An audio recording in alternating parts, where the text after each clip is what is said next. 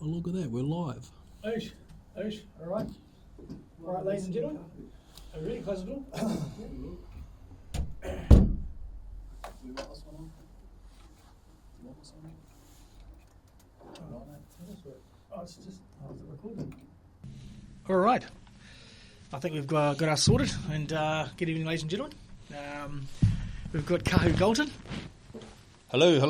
For the Pono talk, and we've got old Buck-Lux over here. Hello. If you can see the video, guys, he's still setting up our recording studio. Obviously, AC here, and we've got Corbin Laurie. So, Pono chat. Look, I've been travelling the country, meeting a few 501s. They've been sent back, but we've got a bit of a interesting story. This one here. This is a 501 being sent back, and he's actually Australian citizen. Yes, Is that right? Well, a countryman. I was born there, but I was raised here. So Gotcha. So give us a rundown, mate. Tell us all about it. Sorry, Corbin, how you getting on, mate? Good, thank you. Can you hear me? Yeah, I'll just turn that mic out. So, how are you looking? Hello. Yep. What Checking. mic are you, brother? What mic are you? Check. Good. That's good. Yep. Choice. All right, brother. So, Corbin and AC here. I'm here to ask you some questions, mate. So, give us a rundown. Gentlemen. So my parents were, sick of this place, and they wanted to see, Australia. So they left to go to North Queensland, 70s. Yep. And I come out about screaming into the world at about 1987. Oh, yeah. Where were you born, mate? North Queensland. North Queensland? Yeah, Cairns, Maroubra. And so, do you have an Australian passport? No, I actually have a New Zealand one. Every time I apply for a passport, I get a New Zealand one. Why could you not get an Australian passport? Well, because I'm not I don't have an Australian birth certificate. Why? You were born there, were you? Yeah, but the laws were different back then. Tell me more. Yeah, so my parents had to apply, for the birth certificate back then. Look, it was still, I was born in the black ward. They still back then had the baby separated. What do you mean, like black as in like what colour? Yeah, that's right. So they had all the white babies on one side and all the coloured babies on the other side. They called that the black ward. No. Yeah, of course. I was in the 80s, though? Yeah, bro. Yeah. Straight up. Yeah. Have you heard of that, Corbin? First time I've ever heard. I've had no. I mean, I know they do it on the buses and all sorts in South Africa, but not, Wow. in the wards in Australia. Yeah. In the 80s. Yeah. Yeah. See, back in, Late 80s in New Zealand, in Hastings, I was born in the buff ward. I just have a joke there. Sorry, I was just trying to lighten everything up as you guys, as you do. Anyway, guys, that's my first joke of the day. Cool. I'm here all day. The Bitcoin buff ward. All right, so carry on, brother, carry on. So what else you got? So, as I was saying... so you came back here? No, Dad was a bit of a mischief guy. Okay. He was security up there and getting shot at, getting caught up, defending the black fella. That caused Mum to sort of run away, and come back to New Zealand with me, getting into trouble. So he followed along. And, hey, I stayed here for like 10 years, but ended up going back. Yeah. Stayed here, was raised You here. came here at what age, you said? I came here when I was about 18 months old. 18 months old. Yep. And stayed here till I was like 10. Gotcha. Yeah. Life here was great, Upbringing here was just awesome. Yep. And then, went back to Australia, went to Melbourne, Australia in 1998. So I lived here. No, I probably came back from Australia when I was 18 months old. Yep. In 1988. Yep. And I stayed here till 1998. Yep. And how old were you then? I was 10 by then. 10, yep. Yeah, Cool. yeah. I was Pretty 10. quick math. Yeah. I'll just see when these black fellas got a sus day, I love it. Yep. Yeah, so, look, I left to go, well, my father ran out of work here for Andy Lowe. Yep. And then ended up, he learned a lot from him and went over there and... Good family, eh? Yeah, of course. Yeah, nice, cool, yep. Yeah, Yep. Good family. Yep. And so, anyway, Dad went over there and, look, after a year, he had... a couple of $1 million contracts, or might have been a couple of years. And what was he doing over there? So he was a slaughterman. Gotcha. And did you work with him? Or? Yeah, of course. But first, so I started getting into trouble here when Dad left, because Dad left by himself in 1998. Yep. I know, 1997 or 96. Yep. So I started getting into trouble here. Yep. So Mum was like, oh, no, you're playing up. So she sent me over to live with the old man in 1998. So I touched down in Melbourne, July 1998, and lived in sunshine for a few years. Yeah. That's in the western suburbs. So you actually have had a job over there. You did pay tax over there. Yeah, of course. Yeah, gotcha. Yeah, of course. Got ya. But you're over there at 10 years old initially with your dad. Not working at that point, I don't know. No. I was at school. I was at school, started getting into crime and stuff, just stealing, little stuff, nothing, and look, life is just different over there. Yep. So I was always a bit of a mischief guy, and being away from, what I'm used to, which is being back here. I was brought up here, Yep.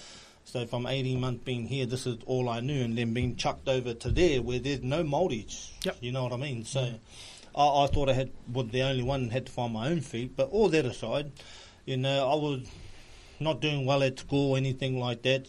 So I had to go work for my dad.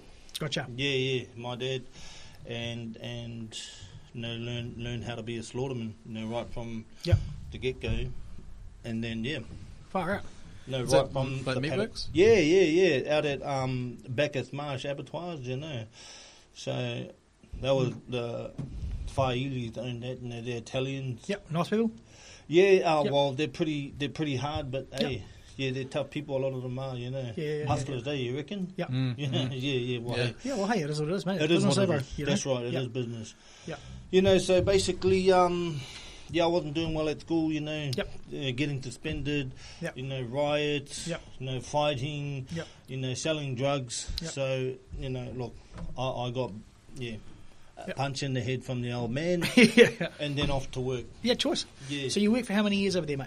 Paying tax. I worked so from 16 to... Look, I got quite a few taxes, but I took it out. You know how we went into COVID? Yeah. Yeah, well, Australians were allowed to tap into their superannuation. Yeah, but that's not tax. That's not tax. Superannuation is different.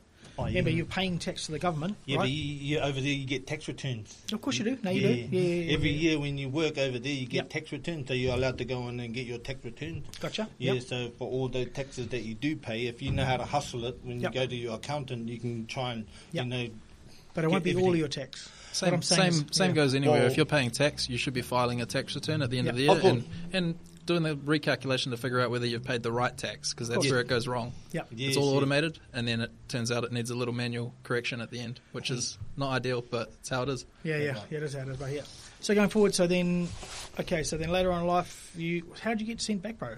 How's that work? Well, how did I get sent back? Oh, just wasn't working out for me over there. Yep. The mother of my kid, just associate, just wasn't doing well. Skip, you said mother of your kid. We haven't gone over kids. Yeah. So you've left your kids over there? Yeah. That can't be easy for you, my bro. Oh, being a father. Bro, look, honestly, be honest. No. Well, they're old enough now, and I already went through all of that. Of hurt and So you got taken out of the country with your kids and your missus still over there. Well, she's not my missus now. She just does whatever she wants, you know. Yeah. But what I'm saying is, back then, Yeah, well, no, not even back then. Yeah. But look, what I will say is that it just wasn't working out for me over there. So it was probably a blessing in disguise coming back here. Yep. A lot of Māoris over there don't realise that they're homesick. They be over there and think that they're Māoris. But that's not our That's not our whenua, that's not our tūranga waiwai. Yep. So look, this is the place where our ancestors are. So you got Māoris over there trying to be Māoris, and that's not even New Zealand, that's not even the country. So look, hey, it's okay though. It's so okay. you would know yourself, having been away, it separated you from your culture. Oh yeah, of course. And then you come back, you feel more at home again, and then you go over there with a different perspective. But these other people potentially are, do you think you would have got from in their trouble? culture, still professing their culture, I guess. Yeah. Do you think Still you trying would to have be got? who they are. Do you think you would have got in trouble if you had your whānau like over here? Of course. Of course. Rat bag, eh? Yeah, well, no, I probably would have just got associated and caught up in the mob, like a lot, everyone else did, that's where all your cousins, and that's where everyone else goes to, Yeah. Well, it's a family, isn't it? So, yeah, well, that's right. I don't judge any gang, bro. No. At the end of the day, if you look back in the multi-battalion and how it all worked. Of course. It's sort of, you can understand why Mungo Mob and Black Bear. That's right. And that's the funny thing about that too. If you look, people. Yeah. If you look back and you see how the Mungo Mob was all established and things like that, hey, basically, they just wanted to do what they wanted to do, eh? Yeah, totally. Yeah, totally. So going back to it, bro, they didn't want to be told what to do by people who had just arrived on their land. So going back to it, bro, so you got kicked out of the country? Yeah. So, okay. What'd you do? Can I ask? Yeah, of course. Yeah, go. Of course. I was just getting into trouble, family domestics. Oh, okay, Yeah, family domestics, and me and my old man was it one time that they sent you for, or was it like accumulation, they said? Enough. Yeah. It was like once or twice or three times. Me and my father were so a few always separate having, incidents. Like me and my old man were always having family domestics. Like because I just wasn't doing anything right. I wasn't working. I was just so it just wasn't working out for me over there. Yep. And so look. But they sent you back for that, so they took you away from your kids. Yeah. Well, they had defender squad. What? Yeah. They ended up pulling out the guns and all of that stuff. Machine guns. And for all you? Of that. Yeah, of course. Why? Well, look. Could control the water, eh, bro? No, couldn't control the water. That's one way to put it. Yeah. And but they consider you dangerous at that point then? Oh yeah, of course, real dangerous. Yeah. Real dangerous. And you yourself, do you have weapons or anything? Yeah. I didn't have a machine gun, but I just. So do you know how? So that obviously it has an impact on how they approach you. They have to think about what might happen. And it's scary stuff. But. So do you know how I met this fella? I'm driving down the street and he's walking. I was like, "Oh, do you want a ride, bro?" So then I gave him a ride, eh? Yeah, that was going way back. It was a couple of years ago. Yeah. Little rat bag, all right. Rat bag indeed. So, getting back here, look, I've seen you sleep on the street a few times. Right. Yep. You've been helped out by family members of mine?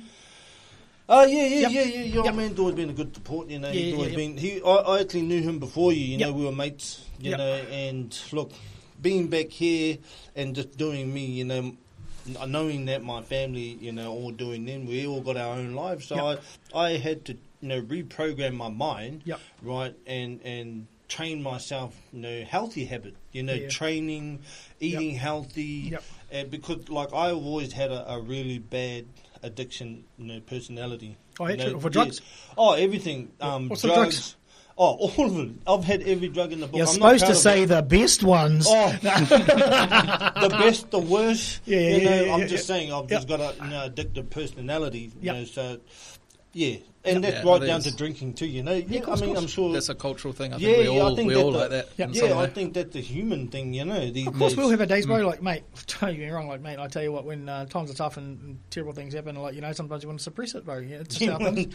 Like, even with my arm at the moment, I can't use my arm. Like, I use booze to fucking bit sore, so helps with the pain, So going back, so so they sent you back here. Did you have any family or stuff that sort of like were here to help you, or did you go to the Iwi? Did they help you? Actually, that whole process, they sent you back. Did they really just put you on a plane and you landed and had to figure it out again, or how? Yeah, well, that's the thing. Yes, what I should have did was gone through the services, because then I would have been tucked straight into accommodations and things. Yeah, did you not get that? Nah. Well, I thought I'd just go through, family thinking, they're still the same way as they were 20 years ago when I showed up. Funny you say that because, because the guys in Auckland I met, flash-ass places. Bro, that's what I mean. Yeah. Like these people staying in, high-rises in Auckland. Yeah, bro, like in the skyscrapers and all of that, off the is. government, Who's paying for it? Yeah, bro. Yeah, and getting paid too. And that's what I should have did, but I ended up going,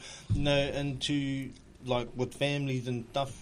And look, hey, family will always be family, but what I learned was that, it doesn't matter whose house you're in, whoever's, has got their name on the lease, they're the ones that have the overall say. So if all the ones around them want to be, a-holes, then, like you know what I mean? Like, tell me, did the Iwi doing, because you're not Kanunu, right? Yeah. Oh, sorry, where are you going with that?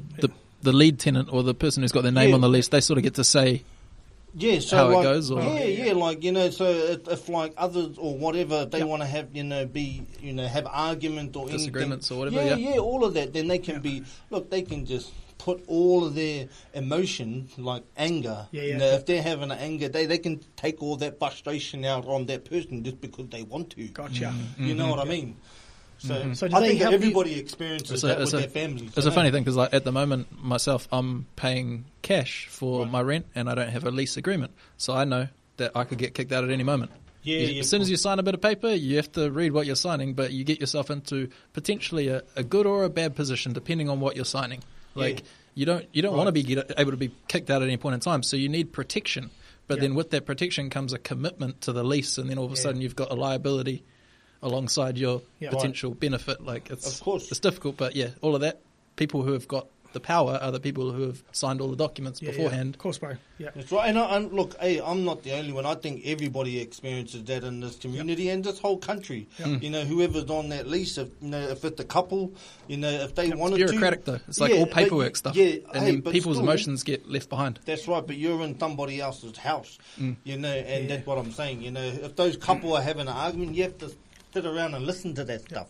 You want to listen to that. So you should have gone through the system? Yep. Should have gone through the system. Now tell me. Shared living, you lose that independence. Yeah, bro. Being a 501, do people look at you differently? Do they think, I'm going for a job, I got kicked out of Australia for being crim? Well, looking at me differently, I suppose, when you got these ones and those ones that are saying this and saying that, of course, people will label you, and judge you. Without even having the facts. Even just this 501s. It's like a tag, right? It's you're part of that now. You're one of them. Right. Is it hard to get a job? Here. Yeah. It can be. It can be. Did the iwi help you out? No, not as much as I would like them to. Yep. Did you go and see them? Oh, yeah, well, they know who I am. Yeah, well, of course they do. He doesn't know who you are. Walking around town with the bloody guitar smashing windows. No, but in all seriousness, you should have had to sleep on the street, bro. There should have been something put in place. Well, that's correct. I think so. But what I always look at is if you had paid tax in that country, in Australia, we should be able to get a portion of that tax money back to try and help. Otherwise, our taxpayers in this country are footing the bill. Do you know what I mean? Yeah, well, I don't know. Look, Australia has their own issues when it comes to the issues that we have. That's more on the new government, I think. Gotcha. For getting funding for things here. For people here. Hey, that's just the way I see it. But now, if you look at how much we were getting with the old government, just not just everyone. Now the new government has cut us off. Not like cut us off like that. I suppose it's like, as a Māori or Māori, the people, everyone. Gotcha. Yeah. That's how you feel? Yeah. I am rich people, everyone. Yeah. So if you look at when the old government was in, rich people, establishing hotels, emergency, they were getting millions and millions of dollars off the government. Now they're not getting no millions off the government. Gotcha. For emergency housing. Yeah. That's what I mean. Yeah. There's still a few people I think out there. I think the key is at the moment we've got so many empty homes. And if we could just fill them with our people, it'd be great. We've got empty homes and empty commercial buildings. So it's like people are outside of homes when homes are empty, and people are outside of work when workplaces are empty. It doesn't make sense. Just no, it doesn't. break the rules a little bit. Go, guys. Guys, you want to finish with anything? It's all to do with money, though, isn't isn't it? Time's just about out, but do you guys want to finish with anything, guys? Going forward, I've got something for you. Remember, we've been talking about Bitcoin for a little while now? Yeah, of course. What we need to do is set you up, dollar costing averaging. I'll hook up. Anybody who comes and does a podcast with us is going to end up dollar cost averaging into this thing called Bitcoin, which is going to fucking turn their life around. Yeah, hopefully. I'll give you a bit of a hand, bro. So what we'll do is we'll set you up with it. I'll show you how to do it on the computer, right? You might put $20 a week, $10 a week, $15, $50 a week. But we've talked about this for a few years, bro. So we can show you how to do that. It's not so much a money thing. It's more about that, what you said about these people didn't want to be told how to live, and so the mob and whatnot, they went off and they did their own thing. That's us doing Bitcoin. It's like we don't want to be told by the government how to go forward. We're just going to go forward and do it. I just want to bring money to this country because I believe in looking after. It doesn't matter if you got a little or a lot, because the wealth thing becomes between us. It's like if I feel good, you feel good, you feel good. And we're happy wealthy. to do it all right. We're going to try to do it right, But look, we've been working for how long now? A long time. 2017 I started, but 2 years here with you. Probably. Yeah, 2 years. Wow, wow, crazy. It's getting crazy, Yeah, it is. You know, guys, I better wind this up. Our time's running out. But look, this is the Pono chat. The reason we want a real talk is because we're real people talking about our real town, about real stuff, and we'll make sure we do that for you, bro. Yeah, cool. Choice. And bro, thank you very much for your time. Really appreciate it, and I hope you come back on here again because hopefully in the future, you've got a mean job, mean place to stay. You're doing some Bitcoin jamming, you know. I'd actually love for this to get out for people to respond and for then us to have something to talk about again later, and for there to be any other 501s who are in similar positions who are looking at this going, 501s, single it didn't go that well for me either, and I want to talk about it. You know, that's all it is. We're talking about it. You've got to have time to talk about it because everyone has their say and everyone has their journey. Kahu, thank you for coming and talking with us. You're the man, my bro. Too much, my bros. And I'll stop this recording. Sure. See you guys. Take care. Later, bro. Sure. That's all right. What do you reckon? Is it all right, huh? You're bloody good, mate. You're bloody good, bro. For first time, mate. What do you reckon?